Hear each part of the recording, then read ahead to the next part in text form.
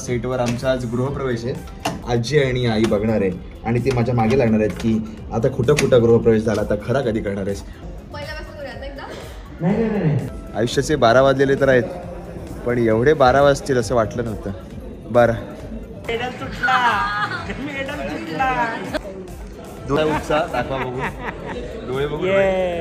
उत्साह उत्साह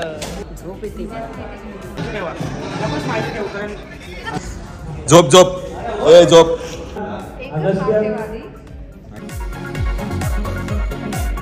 हे लवकर चला. रेडी चकाचक लागले.